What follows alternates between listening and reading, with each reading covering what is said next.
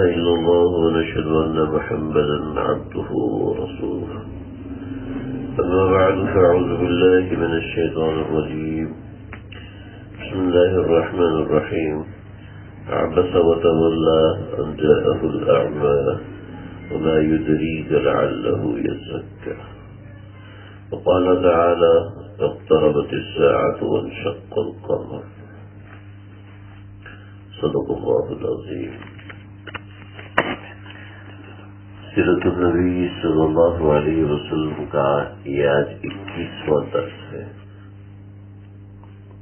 اللہ سے دعا ہے کہ اللہ تعالیٰ اس کا صحیح طریقے سے حق ادا کرنے کی توفیق عطا فرمائے. جو اس کی محنت کا حق ہے اور جو اس کے اوپر محنت ہونی چاہیے وہ کما حق ہو تو ادا ہو نہیں پا رہی. لیکن آپ حضرات سے دعا کی درخواست ہے کہ اللہ تعالیٰ جس قدر ہو سکے اس کی خدمت کی توفیق عطا فرمائے. یہ ایسا موضوع ہے کہ جس کے اوپر نہ کوئی حق ادا کرنے کی کوشش کرتا ہے، نہ کوئی اس کی طرف آتا ہے، اور نہ ہی کوئی اس کو اپنی ذمہ داری سمجھتا ہے کہ ہمارے نبی صلی اللہ علیہ وسلم کی زندگی کیسی گزری. زیادہ ہوگا تو کہہ دیں گے فلاں کتاب کا مطالعہ کر لو، تو وہ بھی ایک اچھی چیز ہے. تو ہم بھی اس کی تاکید کرتے ہیں کہ فلاں کتاب پڑھ لو، فلاں چیز ہے. تو جیسے پچھلے درسوں میں میں نے بھی تاکید کیا، آپ صلی اللہ علیہ وسلم کا ذکر گھر میں ہونا چاہیے.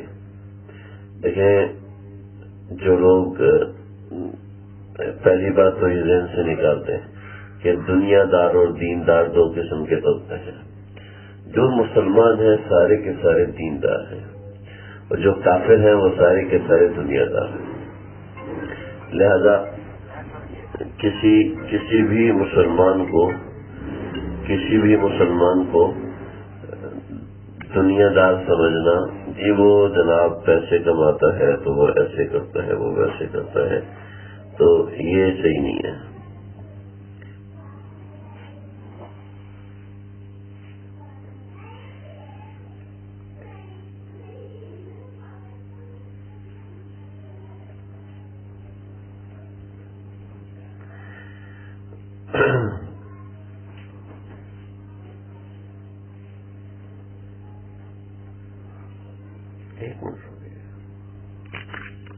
یہ ایک بات ذہن میں بٹھا لیں.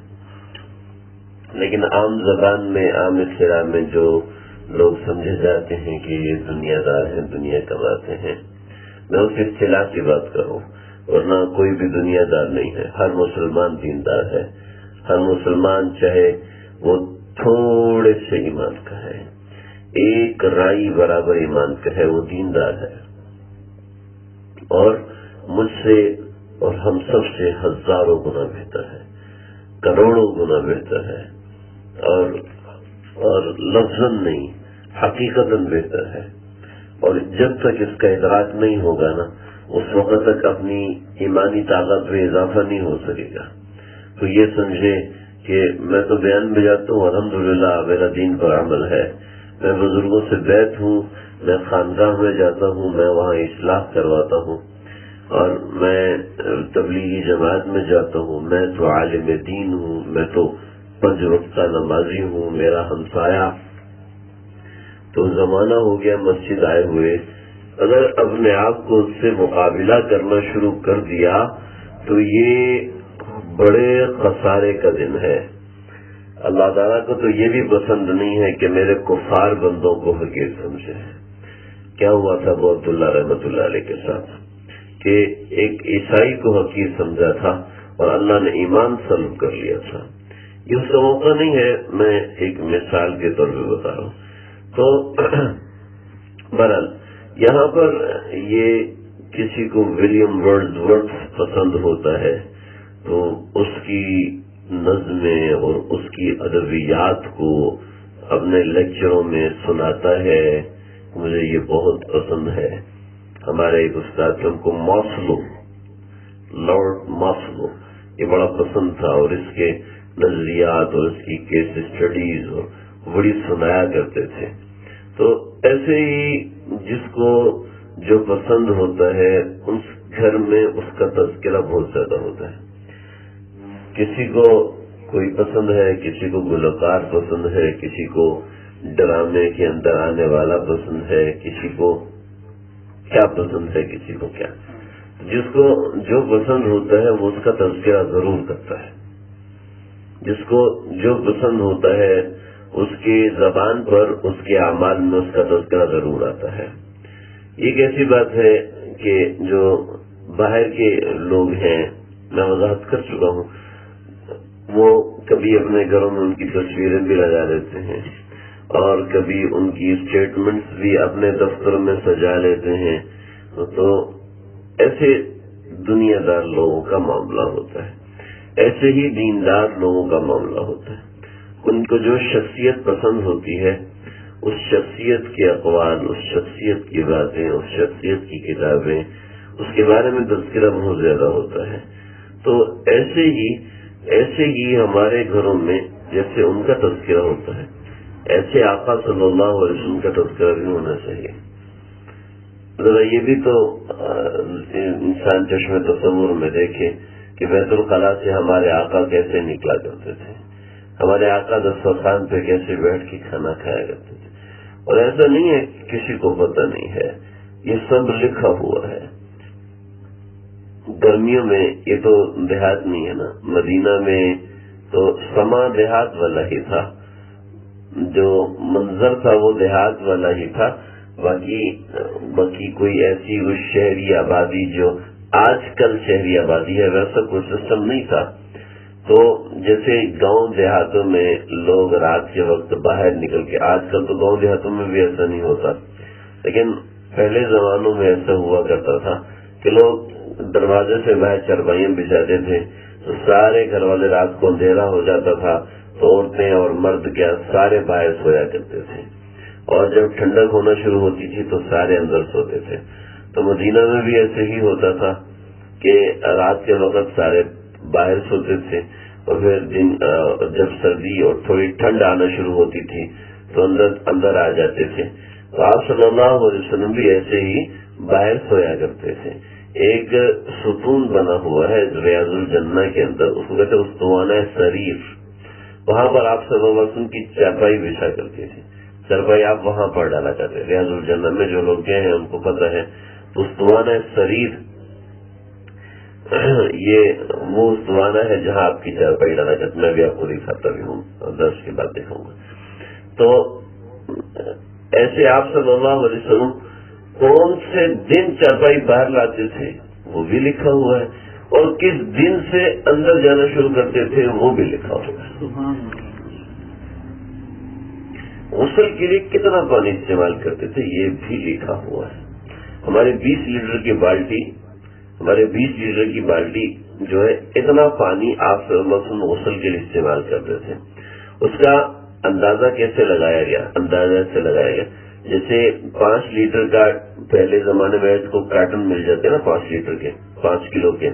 پہلے زمانے میں 5 کلو کے ڈبے ملا کرتے تھے. تو یہ اتنا ڈبہ ہوتا تھا پانی کنویں سے نکالنے والا. تو یہ 4 ڈبوں سے آپ صلی اللہ علیہ وسلم غسل فرمایا کرتے تھے. تو اس سے کل بن جاتا ہے 20 لیٹر پر. تو اتنے پانی سے آپ صلی اللہ علیہ وسلم غسل فرمایا کرتے تھے. کبھی ٹھنڈک کا غسل کرنا ہوگا تو اس سے زیادہ پانی بھی استعمال کرتے. یہ تک لکھا ہوا ہے کہ آپ جب استنجا کرتے تھے اس وقت کی صحیح سے بیٹھتے تھے، اور جب بڑا استنجا کرتے تو اس وقت کی صحیح سے بیٹھتے تھے. ہاتھوں کی انگلیاں کس طرح، کس کیفیت سے، یہ اتنی باریکی کی اندر کی باتیں بھی لکھی ہوئی ہیں. اور پتہ ہے بڑی بڑی باتیں لکھی ہوئی ہیں. جب آپ کسی کو اپنے گھر سے باہر بھیجتے تھے کیسے بھیجتے تھے؟ آپ صلی اللہ علیہ وسلم جب مہمانوں کے سامنے کھانا پیش کرتے تو کیسے پیش کیا کرتے تھے؟ اور ایک ایک چیز ہمارے آقا کی لکھی ہوئی. تو ہمارے گھروں میں یہ بھی تو تذکرہ ہونا چاہیے نا. آپ انصاف کریں، میں اپنا فیصلہ آپ پہ مسلط نہیں کر رہا. آپ انصاف کیجئے کہ ہمارے گھروں میں یہ کتنا تذکرہ ہوتا ہے. اس کا مطلب کیا ہوا پھر؟ ایک میں نہیں کہتا کہ اس کا مطلب میں آپ کو بتاؤں گا تو آپ خود اس کا دروازہ بند کرتے ہیں، ہو گیا پردہ آگے کر کے دروازہ بند کرتا، بس ٹھیک، جزاک اللہ خیر۔ آپ خود دیکھیں کہ جس سے محبت ہوتی ہے، جس سے دل کا ایک کنیکشن ہوتا ہے نا، اس کا تذکرہ انسان ویسے ہی زیادہ کرتا ہے۔ تو اللہ کے نبی سے کتنی یہ فکر کی بات ہے یا نہیں ہے؟ میرے آپ کے لیے، ہم سب کے لیے فکر کی بات ہے یا نہیں؟ ہمارے آقا صلی اللہ علیہ وسلم کا تذکرہ کتنا زیادہ ہوتا ہے ہمارے گھروں کے، اور دوسرے لوگوں کے تذکرے کتنے زیادہ ہوتے ہیں، ذرا تصور کر کے دیکھ لیں، بات خود سمجھ میں آ جائے گی۔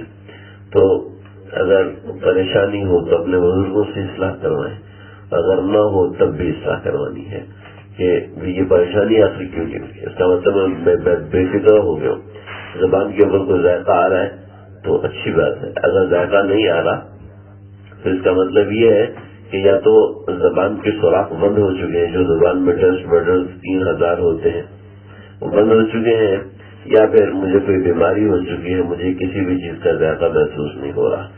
تو یہ قابل علاج چیز ہے اور انتہائی قابل علاج چیز ہے۔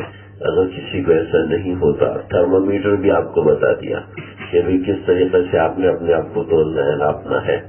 اس کا بڑا آسان طریقہ ہے کہ ایک سیرت کی کتاب لے لیں اور اس میں سے پڑھ کے سنانا شروع کر دیں، روزانہ 10 منٹ۔ اور 10 منٹ آپ دیکھیے گا، 10 منٹ اگلے 20 منٹ کو کھینچیں گے، اور دن کے آدھے گھنٹوں کو کہیں نہ کہیں سے کھینچیں گے۔ کیسے کھینچیں گے؟ میں آپ کو ایک مثال دیتا ہوں، مثال کے بعد میں پھر آگے اپنی بات شروع کرتا ہوں۔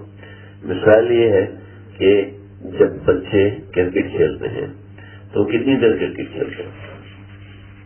1 گھنٹہ، ہے نا؟ اور باقی گھنٹوں میں کیا کر رہے ہوتے ہیں؟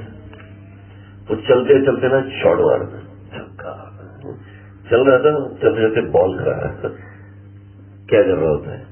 حالانکہ وہ کھیلا اس نے 1 گھنٹہ ہے، باقی گھنٹوں میں اس کا دماغ چل رہا ہوتا ہے، وہ دماغ کے ساتھ کبھی اس کا موضوع بھی چل پڑتا ہے، کبھی چھکا بھی مار دیتا ہے خیالات میں چلتے چلتے، کبھی کوئی ٹیکسی کو دے تو ٹیکسی کو دیتا ہے، یار ڈرائیو مارا ہو دیکھو کتنی دور جا رہی۔ بہت سے بچے ہم نے خود کرتے ہوئے ایسے دیکھے اور ہم نے خود بھی ایسی حرکتیں دیکھی، تو اس سے مجھے خوب اندازہ ہے۔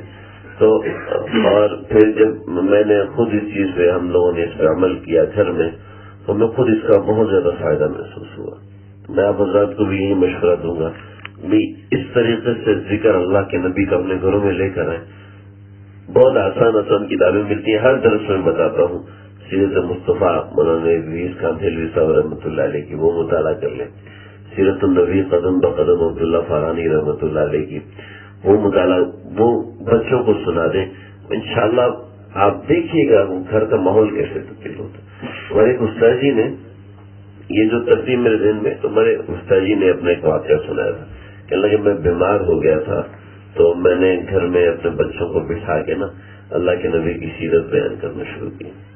اللہ، اتنے بچے آ جاتے تھے، وہ سارے کے سارے بچے بیٹھ کے سنتے ہیں۔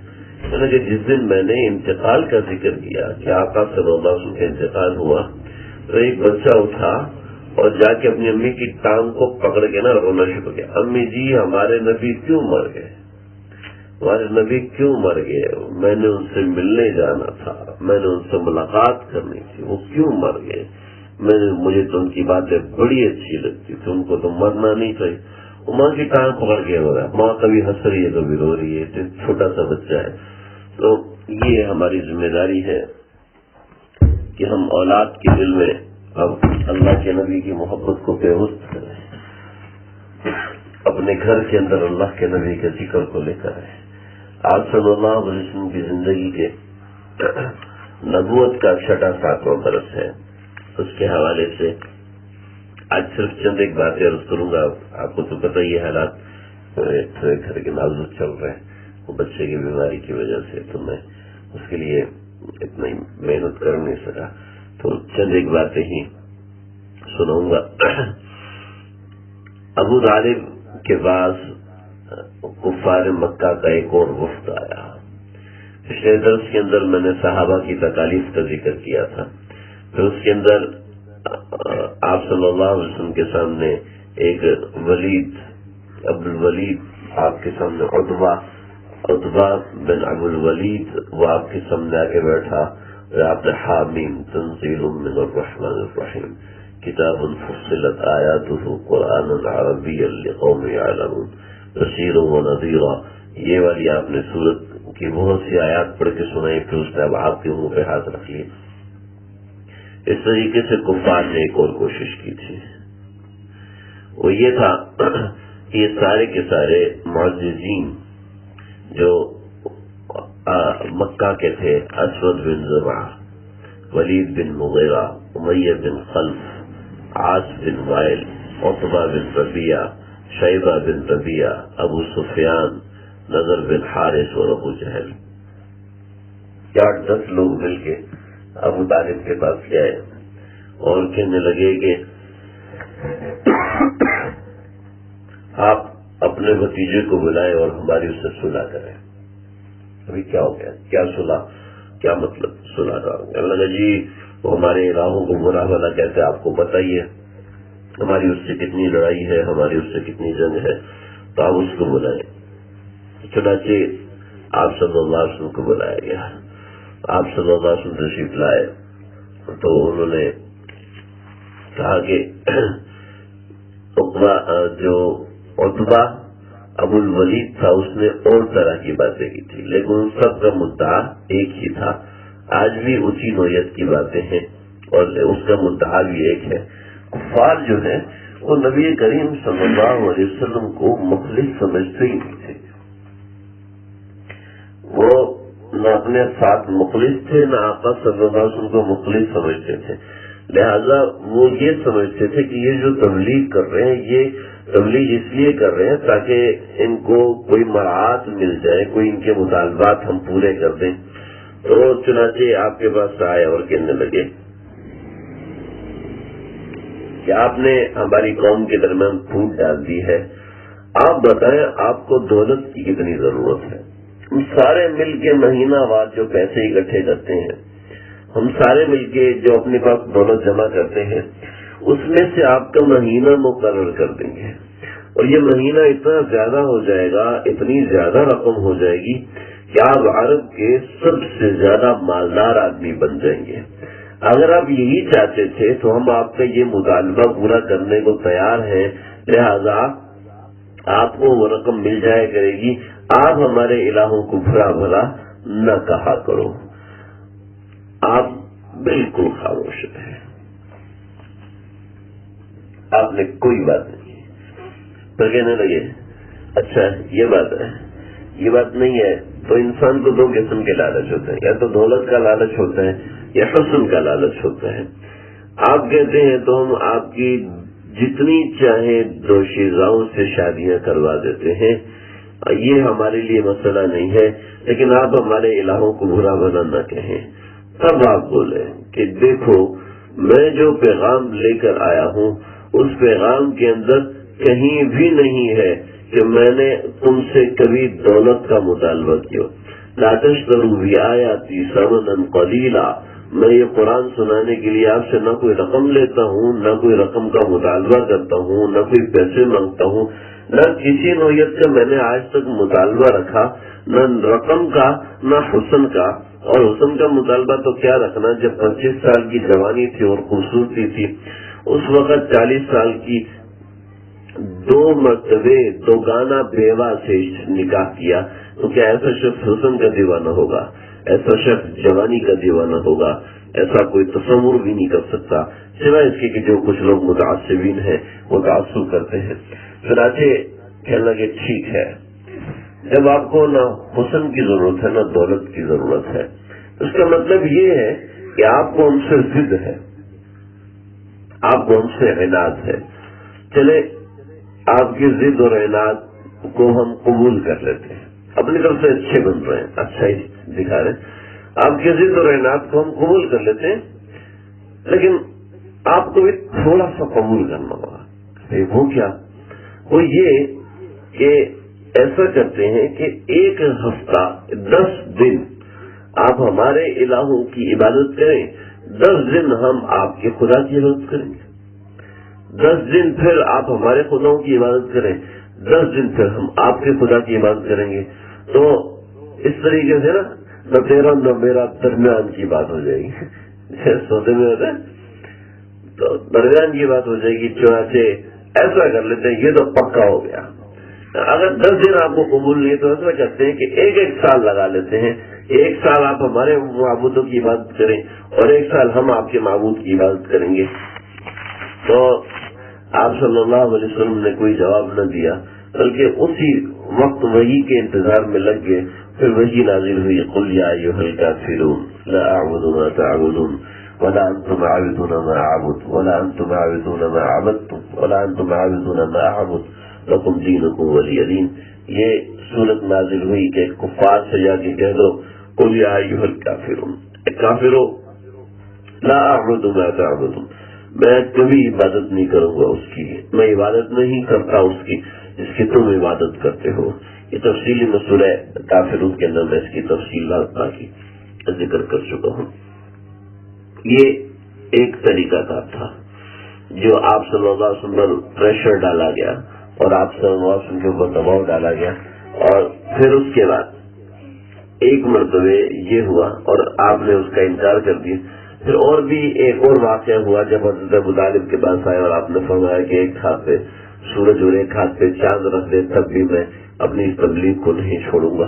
تو یہ کفار کیونکہ آپ صلی اللہ علیہ وسلم کو براہ راست تکلیف دے نہیں سکتے تھے, اور کچھ ایسے جرأت مند لوگ بھی تھے, جو کچھ ایسے ضدی اور اناد رکھنے والے لوگ بھی تھے جن میں براہ راست تکلیفیں بھی تھیں, اس کا میں ذکر کر چکا ہوں. میرا نبی نے کیسے آپ کو تکالیف دی. پھر ایک مرتبہ ایسے ہوا کہ یہ واقعات چل رہے ہیں آپ صلی اللہ علیہ وسلم کی نبوت کے 6 اور 7 برس کے درمیان کے. یہ واقعات, یہ معاملات ذہن میں رہے. آپ صلی اللہ علیہ وسلم ایک مرتبہ حرم میں بیٹھے ہوئے تھے اور ابو جہل, عتبہ, شیبہ, امیہ بن خلف, ولید بن مغیرہ, یہ عرب کے بڑے بڑے سردار, یہ سارے کے سارے بیٹھے ہوئے تھے اور ان سب کے ساتھ بات چل رہی تھی. پہلی مرتبہ ایسے ہوا تھا کہ یہ لوگ آپ صلی اللہ علیہ وسلم کا کلام رات کو جب آپ تہجد میں آتے اور نماز کے لیے کھڑے ہوتے اور تلاوت کرتے تو یہ سارے لوگ اندھیرے میں اندھیرے سے فائدہ اٹھا کے چھپ کے قرآن سنا کرتے, چھپ کے سنا کرتے. ایک دن کیا ہوا, ابو جہل آپ صلی اللہ علیہ وسلم تشریف لائے, تلاوت کی, تلاوت کر کے ابو جہل جانے لگا. جب یہاں سے نکلا تو ابو سفیان یہاں سے, ابھی تو کہاں سے آ رہا ہے, یہ رات کا وقت ہے اور رات کے وقت تو کہاں سے آ رہا ہے. تیسری طرف سے تیسرا آدمی, چوتھی طرف سے چوتھا آدمی, ادھر سے امیہ بن خلف, کہاں سے آ رہے ہو؟ اب ایک دوسرے کا منہ دیکھ رہے ہیں کہ وہ محمد صلی اللہ علیہ وسلم کا قرآن سن کے آ رہے ہیں. دیکھو یہ ہم بڑا غلط کر رہے ہیں, ہم سارے غلط کر رہے ہیں. ایک تو ہم اس کے مخالف ہیں, دوسرا ہم اس کا کلام بھی سننے کے لیے جاتے ہیں. دیکھو کل سے کوئی نہیں آئے گا, پکا وعدہ. سب نے قسمیں کھانی کے قسم کھاتے ہیں کہ کل سے کوئی نہیں آئے گا. لات منات اور عزا کی قسم کھائی, کل سے کوئی نہیں آئے گا. ابو جہل نے سوچا ابو سفیان تو پکا ہے, قسم توڑتا نہیں ہے, لہٰذا وہ تو آئے گا نہیں, میں تو جاؤں. امیہ بن خلف نے سوچا کہ ابو جہل بہت مضبوط آدمی ہے, اس کو تو ویسی تعصب جو ہے نا اس غلطی سے آ گیا ہوگا, چلو آج تو وہ آئے گا نہیں, چلو امیہ بن خلف گیا. ابو سفیان نے سوچا کہ امیہ بن خلف تھوڑا مضبوط ہے, وہ نہیں آئے. ایسے سارے پھر پہنچ گئے, خلاف کے پیچھے چھپ کے سن رہے ہیں, ایک دوسرے کو کونیاں لگ رہی ہوں گی. قرآن مجید کا سحر ایسا ہے, اس کی خوبصورتی ایسی ہے. وہ ایک بدو نے قرآن مجید کی ایک آیت سنی, فاصدع بما تؤمر واعرض عن المشرکین, تو کہہ دیجئے کھل کے جو آپ کو حکم دیا گیا اور مشرکین سے اعراض کیجئے. اس میں کیا خوبصورتی ہے؟ ہماری اردو میں نا خوبصورتی ہو نہیں سکتی, ہماری اردو نثر میں ایسی خوبصورتی ہو نہیں سکتی. ہمارے اردو شعر میں جاتے تھوڑی سی اس میں خوبصورتی آتی ہے, تھوڑی سی اس میں چاشنی آتی ہے, تھوڑا سا اس میں لذت آتی ہے جب وہ شعر کی صورت میں جاتی ہے. لیکن عربی کی جو زبان ہے جب وہ نثر میں اچھے طریقے سے بولی جاتی ہے تو اس میں ایک اپنی خوشبو اور ایک اپنی خوبصورتی الگ سے آنا شروع ہو جاتی ہے.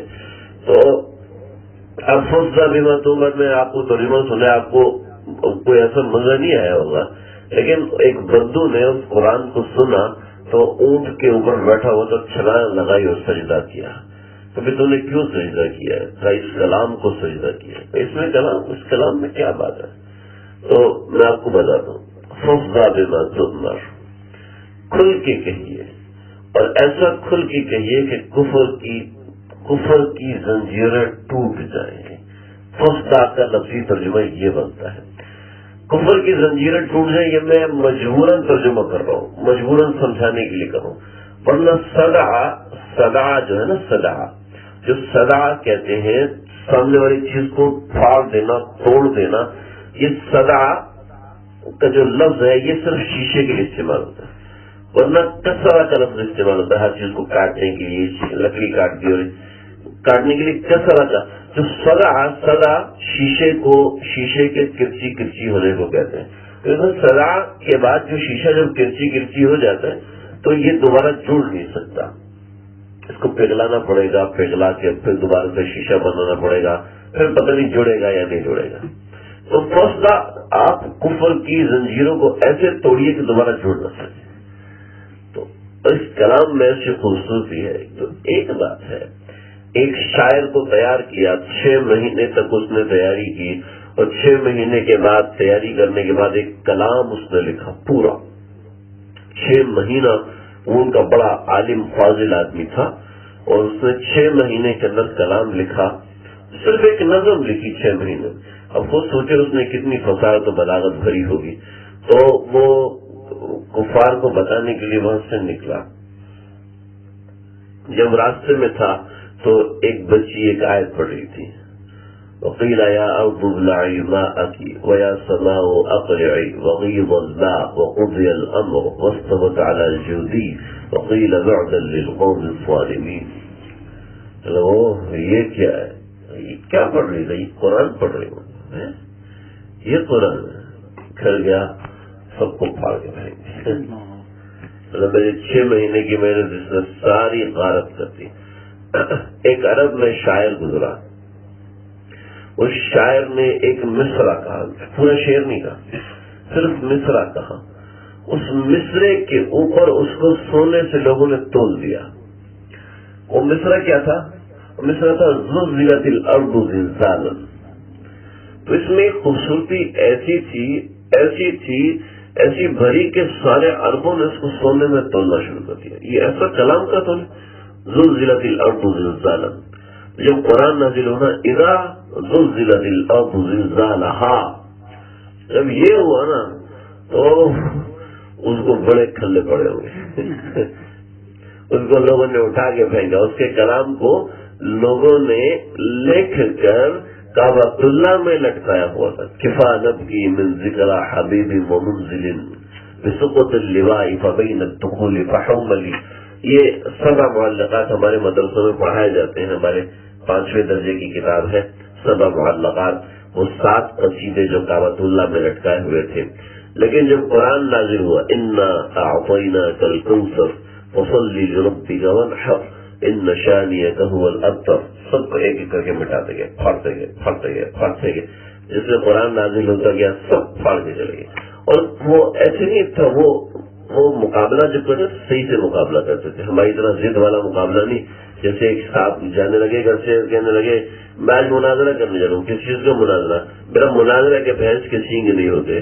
تو بیوی نے کہا سر سے آج بھینس کے سینگ ہوتے ہیں. وہ آپ کے ہاتھ میں پکڑا دے گا بھینس کے سینگ ہے یہ. میں پھر بھی نہیں مانوں گا بھینس کے سینگ ہوتے ہیں. میں پھر بھی نہیں مانوں گا کہ سینگ ہوتے ہیں. تو وہ لوگ جو کرتے تھے نا اس کو مانتے تھے. جب انہوں نے دیکھا کہ قرآن اس کے مقابلے کے یہ آیت اتری ہے، پہلا قصیدہ اتار کے پھینک دیا، پھر دوسرا قصیدہ اتار کے پھینک دیا، پھر تیسرا قصیدہ اتار کے پھینک دیا، پھر چوتھا، پھر سازموں کے ساتھ اتار کے پھینک دیا اور لکھ دیا انا اعطیناک الکوثر فصلی لربک وانحر ان شانئک هو الابتر. اس سے بڑھ کے کوئی اور کلام ہو نہیں سکتا. اور ایک ہو بھی کیسے سکتا ہے؟ یہ تو خالق کا کلام ہے. آج بھی کفر کے سامنے کھلا چیلنج ہے. ساری زندگی عربی سیکھیں، عربی سیکھنے کے بعد قرآن جیسا ایک جملہ لکھ کے دکھا دیں، کوئی نہیں لکھ سکتا، نہ کوئی لکھ سکا ہے، 1400 برس گزر چکے ہیں۔ تو بہرحال یہ ابو جہل، عتبہ، شیبہ، ربیعہ، امیہ، ولید، یہ سارے کے سارے بیٹھے ہوئے، یہ سارے کے سارے آپ کی بات سن رہے تھے، قرآن تو سنتے تھے چھپ کے، تو آپ کی بات سنتے سنتے مائل ہونے لگے، آپ کو توقع ہونے لگی جب یہ سارے سردار مسلمان ہو جائیں گے تو سارا مکہ مسلمان ہو جائے گا، جب سارا مکہ مسلمان ہوگا تو سارا عرب مکہ آتا ہے حج کرنے کے لیے، سارا کلیسا عرب آتا ہے حج کرنے کے لیے، عمرہ کرنے کے لیے، طواف کرنے کے لیے، یہ سارے کے سارے مسلمان ہو جائیں گے۔ تو آپ کو یہ توقع تھی۔ ادھر سے ایک نابینا آدمی، میں نے نابینا آدمی ضرور کہا ہے، میں نے نابینا صحابی نہیں کہا، کیونکہ آج میں آپ کو روایت سنا رہا ہوں، حضرت عبداللہ بن ام مکتوم اس وقت مسلمان نہیں ہوئے تھے، ابھی تک مسلمان نہیں تھے۔ عبداللہ بن ام مکتوم صرف اسلام میں دلچسپی رکھتے تھے، تو ان کو کوئی صاحب ہاتھ سے پکڑ کے لے آئے، کہنے لگے اللہ کے نبی پہنچ چکے ہیں۔ تو عبداللہ بن ام مکتوم کہنے لگے یا رسول اللہ، وہ جو، اب ایک مزے کی بات آپ کو اور بتاؤں، صحابہ میں 2 صحابہ کی آواز بڑی اونچی تھی، بہت زیادہ اونچی تھی، اتنی اونچی تھی کہ جیسے آج کل اسپیکر ہوتا ہے تو ان کی آواز ویسی بڑی اونچی تھی۔ ان میں سب سے زیادہ اونچی تھی حضرت بلال کی، اور دوسرے نمبر پر جس بندے کی آواز سب سے زیادہ اونچی تھی وہ عبداللہ بن ام مکتوم تھے۔ اس کا ثبوت یہ ہے کہ یہ حضرت بلال کے ساتھ یہ بھی اذان دیا کرتے تھے، اور اذان کی ذمہ داری انہی کی تھی جن کی آواز بہت اونچی ہوا کرتی تھی، اور لوگ عبداللہ بن ام مکتوم کو بتاتے تھے جی اذان کا وقت ہو گیا، تو کھڑے ہو کے اذان دیتے تھے۔ تو اب یہ اتنی اونچی آواز ہے، آپ نے اشارہ کیا یا رسول اللہ مجھے وہ آیات سنا دیجئے جو آپ کے اوپر نازل ہوئی ہے۔ آپ رک جاؤ، اس کو سمجھاؤ بھی، رک جاؤ، میں ان کے ساتھ بیٹھا ہوں۔ یا رسول اللہ مجھے آپ وہ آیات سنا دیجئے جو، اتنی اونچی آواز، یا رسول اللہ مجھے وہ آیات سنا دیجئے، مجھے وہ آیات سنا دیجئے، سنا دیجئے، سنائیے، میں اتنی دور سے آیا ہوں، سنائیے، میں تو کھڑا ہوا ہوں، میں انتظار کر رہا ہوں، میں اس سے سہارا لے کر رہا ہوں، یہ مجھے لا نہیں رہا تھا، میں پھر بھی آپ کے پاس آ گیا، اتنا مشکل راستہ ہوں۔ آپ صلی اللہ علیہ وسلم نے ان کو بہت دور رکھو، اور پھر ان کے ساتھ متوجہ ہو گئے۔ جب یہ ہوا تو آپ صلی اللہ علیہ وسلم کو وہ اس بندے نے کھینچا، عبداللہ بن ام مکتوم کو اس صحابی نے کھینچا، صحابی لائے ہوں گے، اس صحابی نے عبداللہ بن ام مکتوم کو کھینچا، عبداللہ بن ام مکتوم نے اس کو دھکا دیا، وہ سوچا نہ سوچا میں قرآن سیکھنے ہے تو مجھے آگے نہیں جانے دیتے، اور وہ تو نابینا ہے، مادر زد، ان کو پتہ نہیں ہے کہ اللہ کے نبی نے اشارہ کیا پیچھے ہٹنے کا، وہ آگے ہے، اور آپ نے اشاروں سے کہا یا رسول اللہ میں آپ کے پاس۔ تو آپ صلی اللہ علیہ وسلم تو اخلاق کے کیا نمونے تھے، ہم آپ سوچ بھی نہیں سکتے۔ آپ نے رخ اس طرف کیا، یہ آپ کو تھوڑی سی اب جا کے ناگواری ہوئی، ہم جیسے ہوتے نا دور سے پتھر مارتے، دباؤ یار منع نہیں کر رہا، انسان ہے تو جانور ہے، سمجھتا نہیں ہے، وہ انسان ہے، انسانیت ہوتی ہے، دیکھ لیتا ہے بندہ، نظر نہیں آتا تو پوچھ لیتا ہے، یہ کوئی طریقہ تو نہیں ہے دوسرے کے پاس آیا اور مسلط ہو گئے۔ ہمارے یہاں تو فون برداشت نہیں ہوتا، یہ تو دوسرے کا ہے نا، کسی کا فون اگر دوسری مرتبہ آ جائے ایک دم وہ اٹھایا نہیں ہے، دماغی کھا گیا یہ بندہ۔ اللہ ہم سب کی حفاظت فرمائے، حسن اخلاق کا کامل نمونہ فرمائے۔ عبداللہ بن ام مکتوم کا آپ صلی اللہ علیہ وسلم یوں میں آپ کو یہ کر کے اس لیے دکھا رہا ہوں تاکہ آپ کو آیت کا مطلب سمجھ میں آ سکے۔ یوں ناگواری ہوئی، جیسے ناگواری ہوتی ہے نا تو ماتھے کے اوپر بل پڑ جاتے ہیں، تو یہ بات اللہ کو پسند نہیں آئی۔ عبس وتولى ان جاءه الاعمى وما يدريك لعله يزكى او يذكر فتنفعه الذكرى اما من استغنى فانت له تصدى وما عليك الا يزكى واما من جاءك يسعى وهو يخشى فانت عنه تلهى كلا انها تذكرة فمن شاء ذكره۔ یہ یہاں تک نازل ہوئی، عبس وتولى، آپ نے یوں کیا، اس کا تیوری چڑھانا، آپ نے یوں کیا اور وتولى اور منہ پھیر لیا۔ ان جاءه الاعمى اس بات سے کہ نابینا آدمی ہے، اس بات سے کہ نبینا انجاءہ الاعمى وما یدریک لعلہ، تجھے کیا پتا، ہو سکتا ہے کہ اس کو ہدایت مل جاتی، اس کا تذکیہ ہو جاتا، اور یذکر فتنفعہ الذکریٰ، یا اس کو نصیحت مل جاتی جس نصیحت سے ہو سکتا ہے۔ اس سے کچھ محدثین لکھتے ہیں کہ عبداللہ بن ام مکتوم اس وقت مسلمان نہیں ہوئے تھے، ان آیات کو سن کر مسلمان ہو گئے۔ تو پھر اس کے بعد عبداللہ بن ام مکتوم جب بھی آپ کے پاس حاضر ہوتے، آپ کھڑے ہو کے استقبال فرماتے کہ آؤ آؤ تشریف لاؤ، یہ وہ شخص ہیں کہ جن کی وجہ سے اللہ رب العزت نے مجھ سے سخت انداز میں بات کی۔ عائشہ رضی اللہ عنہا کے پاس ایک مرتبہ آئے ہوئے تھے، تو پردے سے آتے تھے، مسئلے مسائل پوچھتے تھے، تو عائشہ رضی اللہ عنہا ان کے لیے شہد کے اندر لیمو ملا رہی تھی۔ مجھے سمجھ میں نہیں آئی یہ کوئی شربت بنا رہی تھی یا کیا بنا رہی تھی، تو شہد کے اندر لیمو بنا کے عبداللہ بن ام مکتوم کو دیا، تو کسی نے کہا کہ اماں آپ ان کی کیوں خدمت کر رہی ہیں، آپ عہدے کے اعتبار سے بڑی ہیں۔ اب تو فرمایا کہ ہمارے گھر میں ہر کوئی ان کی ایسے ہی عزت کرتا ہے، ہر کوئی ان کی ایسے ہی خاطر مدارت کرتا ہے، سب پانی لے کر پانی کی بوتل لے کر ایسے ان کی خاطر مدارت کرتا ہے، کیونکہ ان کی وجہ سے اللہ رب العزت نے نبی کریم صلی اللہ علیہ وسلم کو مخاطب فرمایا ہے۔ تو ہم میں ہر شخص اس چیز کا خیال رکھتا ہے کہ ان کو کسی چیز میں تکلیف نہ پہنچے۔ اور خود ذرا تصور کریں کہ اللہ تعالیٰ کو اپنے نبی کی تربیت، اللہ کے نبی تو پیدائشی تربیت یافتہ تھے، پیدائشی خاتم الانبیاء تھے، لیکن اللہ نے کیسی کہ ایک تیوری ماتھے پر آ گئی، اللہ نے اس کے اوپر دیکھا نہیں کہ میرا حبیب ہے، اور دیکھا نہیں سامنے دوسرے سارا عرب کلمہ پڑھنے والا ہے، سارا عرب کلمہ پڑھنے کے بالکل قریب ہے، لیکن اللہ رب العزت نے اپنے حبیب کو اخلاق سنائے۔ لہذا جو خاص طور پہ دین کا کام کرنے والے ہیں ان کو، اور خاص طور پہ تمام مسلمانوں کو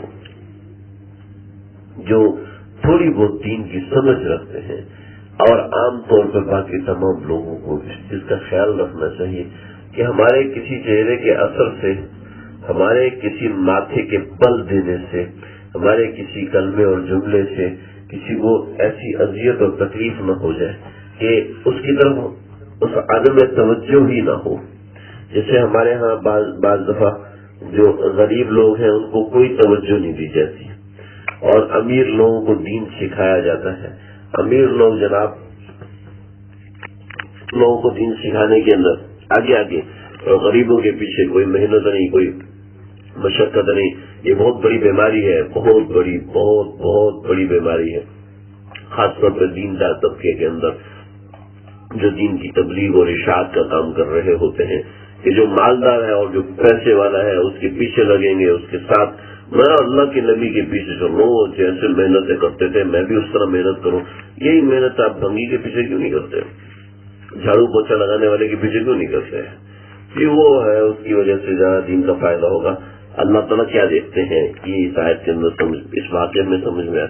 تو یہ واقعہ آپ حضرات نے پہلے بھی سنا ہوا ہے، بے شمار بار سنا ہوا ہے، لیکن آپ صلی اللہ علیہ وسلم کی زندگی کے کس حصے میں یہ واقعہ آیا وہ حصہ بتانا مقصود تھا۔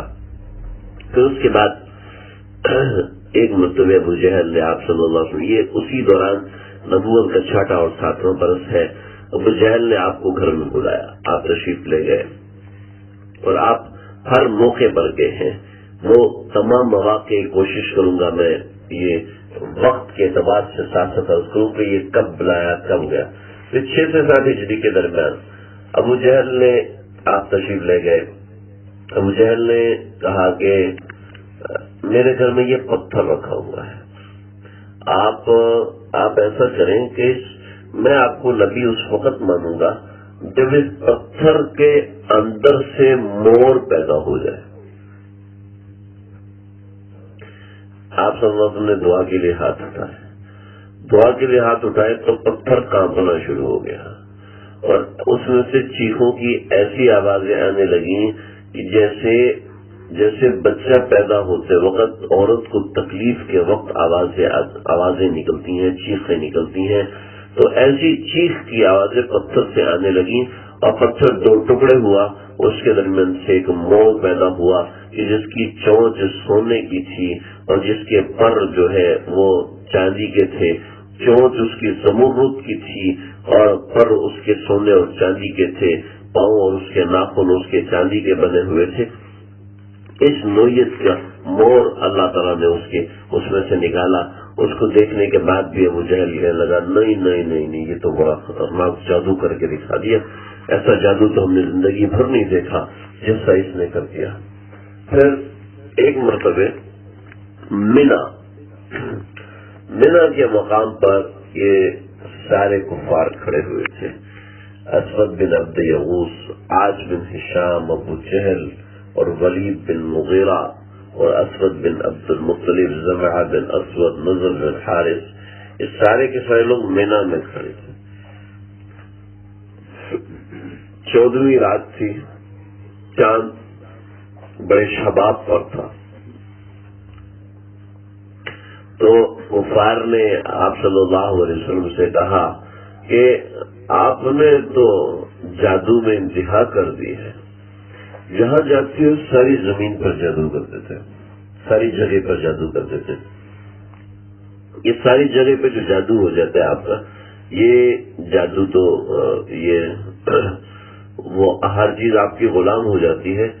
آپ سے ہم ایسا مطالبہ کرتے ہیں، اگر آپ اس مطالبے کو پورا کر دیں تو ہم سمجھ لیں گے آپ واقعی اللہ کے نبی ہیں، اور اگر آپ ہمارے وہ مطالبہ پورا نہیں کرتے تو اس کا مطلب سمجھ میں آ جائے گا کہ آپ کا جادو زمین کے اوپر چلتا ہے، زمین سے ہٹ کے نہیں چلتا۔ ہاں پوچھو، کہا کہ یہ چاند جو سامنے نظر آ رہا ہے اس کو 2 ٹکڑے کر دو اور اس کا ایک ٹکڑا جبلے کے کان پر ہو، کئی کان پر ہو، اور دوسرا جبلے ابی قبیس پر ہو۔ ایک روایت، اس کا ایک ٹکڑا مشرق میں ہو، دوسرا ٹکڑا مغرب میں ہو، چاند کے ایسے 2 ٹکڑے کر دو اور پھر یہ آپس میں جا کے جڑ جائیں، مل جائیں، یہ ایسے کر کے دکھاؤ۔ چنانچہ آپ نے فرمایا میں ایسا کر کے دکھا دوں تو ایمان لاؤ گے؟ اچھی لائیں گے، ضرور لائیں گے۔ چنانچہ آپ نے اشارہ کیا، یوں انگلی سے اشارہ کیا، انگلی سے اشارہ ایسے کیا کہ صرف انگلی ہلائی، ہاتھ نہیں ہلایا، ایسے کر کے صرف اتنا کیا کہ اشارے سے اشارہ کیا اور چاند 2 ٹکڑے ہوا۔ بعض روایتوں میں ہے کہ جبلے ابی قبیس اور جبلے کی کان کے اوپر ایک ٹکڑا اور ایک ٹکڑا جبلے ابی قبیس کے اوپر رکھا ہوا تھا، کہ 2 ٹکڑے تھے، اور بعض روایتوں میں کہ ایک ٹکڑا مشرق کی طرف چلا گیا، دوسرا ٹکڑا مغرب کی طرف چلا گیا۔ عصر سے لے کے عشاء تک جو وقت ہوتا ہے وہ 3 سے 5 گھنٹے کا وقت ہوتا ہے۔ 3 سے 5 گھنٹے چاند 2 کے 2 ٹکڑے الگ الگ کھڑے رہے اور ساری دنیا کو نظر آتے رہے۔ ساری دنیا ان 2 ٹکڑوں کو دیکھتی رہی اور پھر ان 2 ٹکڑوں کو دیکھنے کے بعد پھر یہ 4 سے 5 گھنٹے کے بعد وہ دونوں ٹکڑے غائب ہو گئے، اندھیرا چھا گیا، اور پھر تھوڑی دیر کے بعد دوبارہ روشنی ہوئی کہ دیکھا کہ پتہ نہیں کہاں سے آ کے وہ دونوں ٹکڑے جڑ گئے۔ اس کو کہتے ہیں واقعہ شق قمر، کہ آپ صلی اللہ علیہ وسلم نے چاند کو 2 ٹکڑے کر دیا۔ بہت سی روایات اس کے حوالے سے ہیں، اور جو بالکل ایک صحیح اور سالڈ روایت تھی وہ میں نے آپ کو سنا دی۔ اس کے علاوہ اور بھی بہت سی چیزیں ہیں، میں 1-2 چیزیں بتا دوں آپ حضرات کے علم میں بھی آ جائے، اور تھوڑا اس کے حوالے سے اس میں چند دلچسپ چیزیں ہیں وہ بھی آپ کو سمجھ میں آ جائیں گی۔ لیکن اصل میں یہ بات یہ ہے کہ ان کی حقیقت کوئی نہیں ہے، شرعی اعتبار سے ان کی کوئی حقیقت نہیں ہے، اس صنعت کے اعتبار سے بالکل بے بنیاد باتیں ہیں۔ جیسے ایک واقعہ مشہور ہے، اور اس واقعے کا تعلق اس وقت، یہ واقعہ بالکل غلط ہے، اس لیے غلط ہے کہ یہ واقعہ شب معراج کے بعد کی طرف منسوخ کیا جاتا ہے، حالانکہ شق قمر کا واقعہ با اتفاق محدثین 6 اور 7 نبوی کے درمیان ہوا ہے، 6 اور 7 نبوی کے درمیان ہوا ہے، اس کے بعد نہیں ہوا۔ لیکن کہتے ہیں کہ آپ صلی اللہ علیہ وسلم جب معراج پہ گئے، معراج سے واپس تشریف لائے، تو آپ تو لا چکے تھے، تو فلسطین سے ایک عالم دین جو بیت المقدس میں امامت کرتے تھے وہ آئے. یہ ایک واقعہ سنایا جاتا ہے جو میں پہلے سے بتا چکا ہوں، بے بنیاد ہے، اور یہ اس لیے بتا رہا ہوں کہ اس کی بنیاد پر لوگ کہتے ہیں شق قمر کا واقعہ جو ہے وہ 10 ہجری کے بعد ہوا، 10 نبوی کے بعد ہوا ہے. 10 نبوی کے بعد نہیں ہوا، 6 اور 7 نبوی کے درمیان ہوا. تو عالم دین آئے اور عالم دین نے لوگوں سے پوچھا کہ بھئی یہاں پر کسی نے نبوت کا دعویٰ کیا ہے؟ کہا جی ہاں کیا ہے. تو آپ صلی اللہ علیہ وسلم کو بلایا، تو اس کے ساتھ کوئی 4-5 ہزار لوگ تھے. تو سب کا انتظام ایک جگہ پر کیا گیا، سب کے سب وہاں بیٹھے ہوئے تھے. تو کفار نے یہ طے کیا کہ جب آپ صلی اللہ علیہ وسلم آئیں گے تو کوئی بھی کھڑا نہیں ہوگا، جب کوئی بھی کھڑا نہیں ہوگا تو ان کی بے عزتی ہو جائے گی، نعوذ باللہ من ذالک. تو یہ ایک کوشش کیا. آپ صلی اللہ علیہ وسلم جب تشریف لائے تو کوئی بھی کافر کھڑا نہیں ہوا، کوئی بھی کھڑا نہیں ہوا. لیکن جب اس عالم نے آپ صلی اللہ علیہ وسلم کے چہرے کے اوپر روب اور جلال اور حیت اور خوبصورتی اور عنائی اور دلکشی دیکھی تو وہ کھڑا ہو گئے. تو وہ کھڑا ہوا تو اس کے ساتھی بھی کھڑے ہوئے، تو اس کے ساتھی بھی ہوئے تو کفار بھی ایسی بجائے منہ بنا کے کھڑے گیا، ہم بیٹھے رہیں گے تمہاری بےعزتی ہے. تو آپ صلی اللہ علیہ وسلم کو اس نے ساتھ بٹھایا اور نبوت کے بارے میں اور یہ سب چیزیں. تو پھر کفار آگے بڑھ چڑھ کے کہنے لگے کہ یہ کہہ رہے کہ ایک ہی رات کے اندر یہ یہاں سے بیٹھے اور اسی رات میں بیت المقدس پہنچ گئے، مسجد اقصی، یہ اسی رات میں پہنچ گئے. اس واقعے کی کچھ جزئیات ٹھیک بھی ہیں، لیکن میں جو کلیتاً سنا رہا ہوں یہ صحیح نہیں ہے. تو یہ اس لیے سنا رہا ہوں تاکہ واقعے کی حقیقت معلوم ہو جائے. تو لگے کہ اچھا یہ کون سی رات تھی؟ تو شواہد کے اعتبار سے انہوں نے نکال کے بتا کہ یہ والی رات تھی. اچھا یہ تو بالکل صحیح کہہ رہے ہیں، ہم نے تو گوٹی ان کے خلاف ڈالی تھی، اب ہمارے خلاف ڈال رہے ہیں، اب ہمارے خلاف بول رہے ہیں. کہا ہاں مسئلہ کیا ہے؟ مسئلہ یہ ہے کہ بیت المقدس کا جو مسجد اقصی ہے اس کا دروازہ اس رات میں بند نہیں ہو رہا تھا.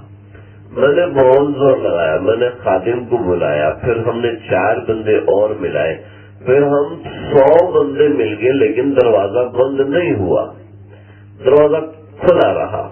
اور پھر جب صبح ہوئی تو میں نے دیکھا تو میں نے کہا یہ تو جانور باندھنے کے آثار یہاں پر موجود ہیں. ہماری تو کتابوں میں لکھا تھا کہ نبی آخر الزمان نے ایک رات میں یہاں آنا ہے اور یہاں پر آ کے نماز پڑھانی ہے.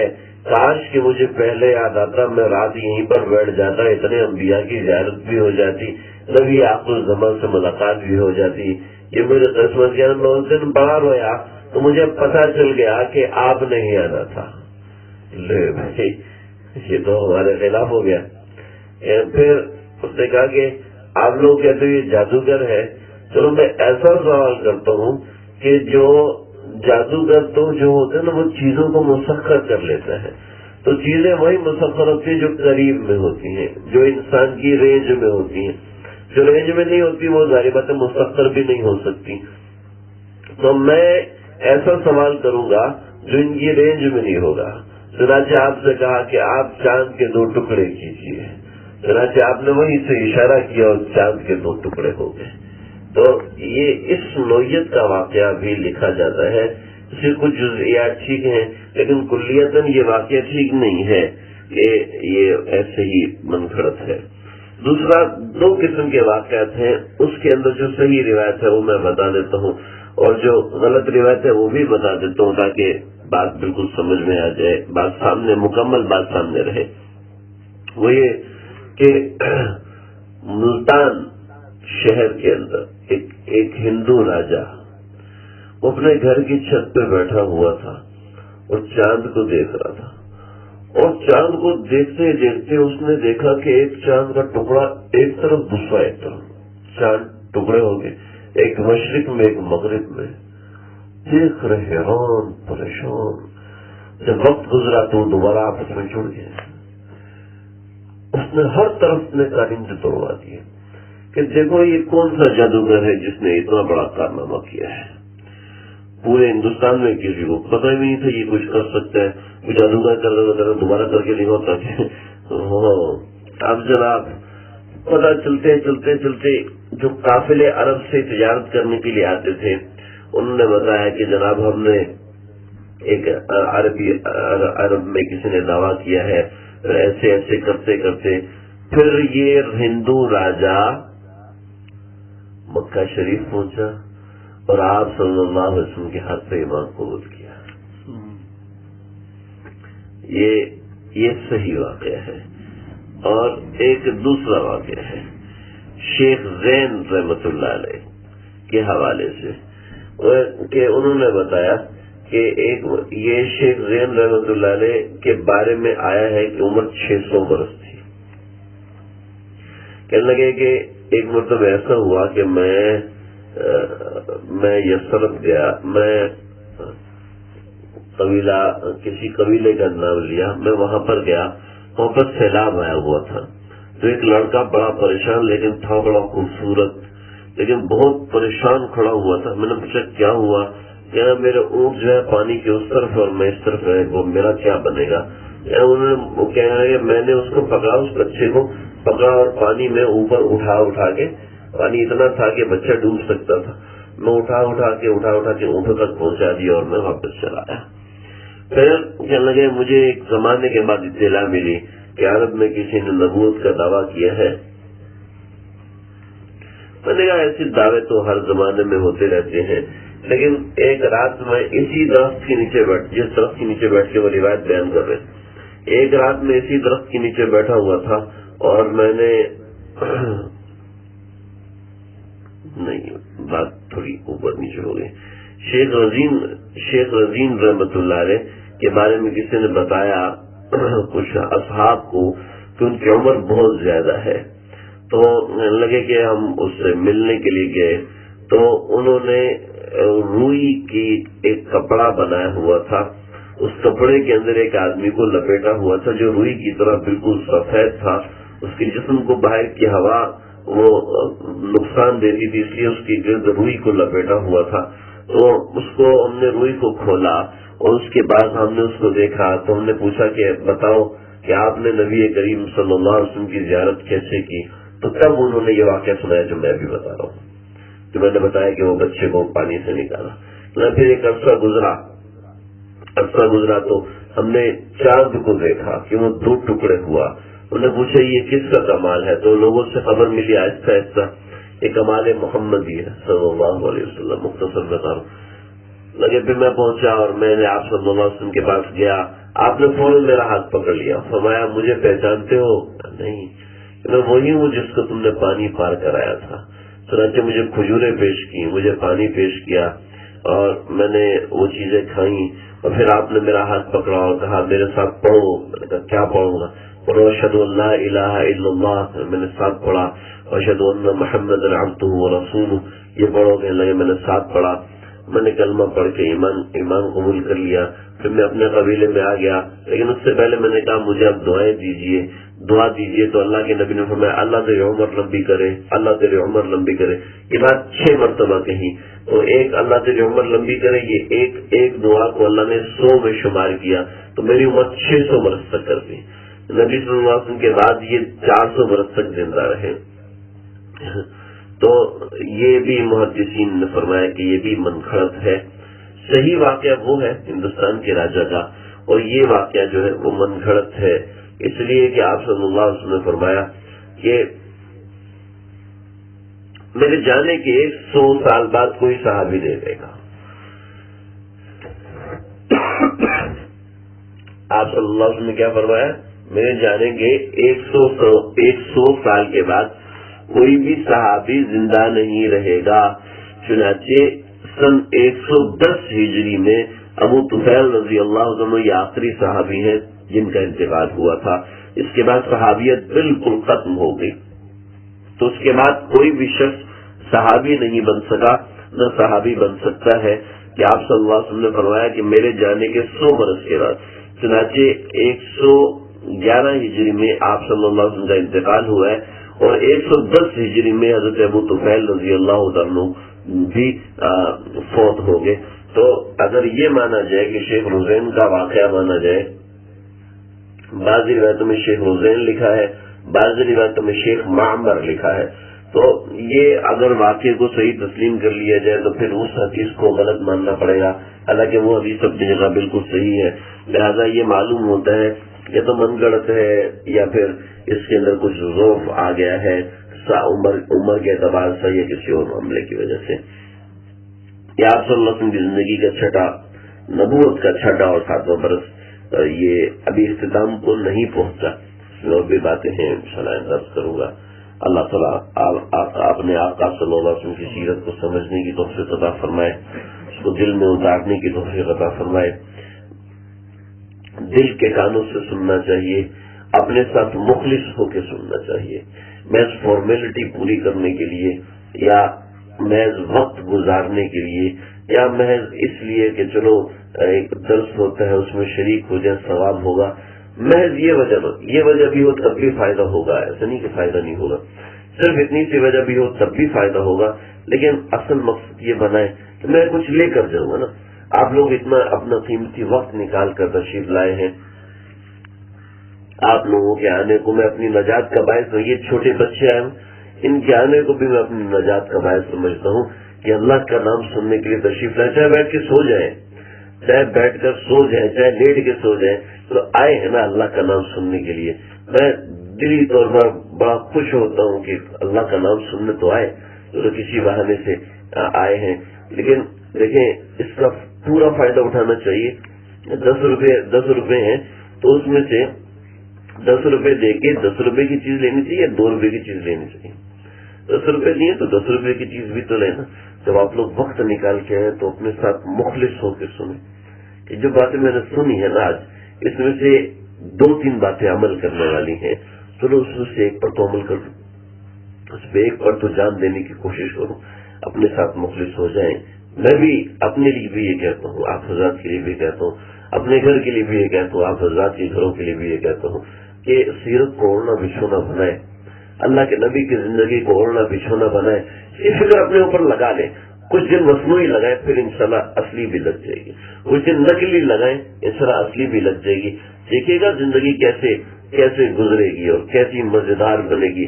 ایسی مزیدار بنے گی کہ محبت لے کے آپ تھک جائیں گے. لوگ دینے والے بیٹھے ہوں گے. یہاں پر تو ہم لوگ عزت لینے کے لیے تیار، کوئی عزت ہی کر رہے ہیں، کوئی عزت سے بلا ہی لیں، کوئی احترام سے بات کر لیں. تو آپ عزت لے کے تھک جائیں گے. لوگ آپ کو دیتے ہوئے تھکیں گے نہیں. تو بھائی کرنے سے ہوگا. اللہ تعالیٰ مجھے آپ کو ہم سب کو سمجھنے کی توفیق دے.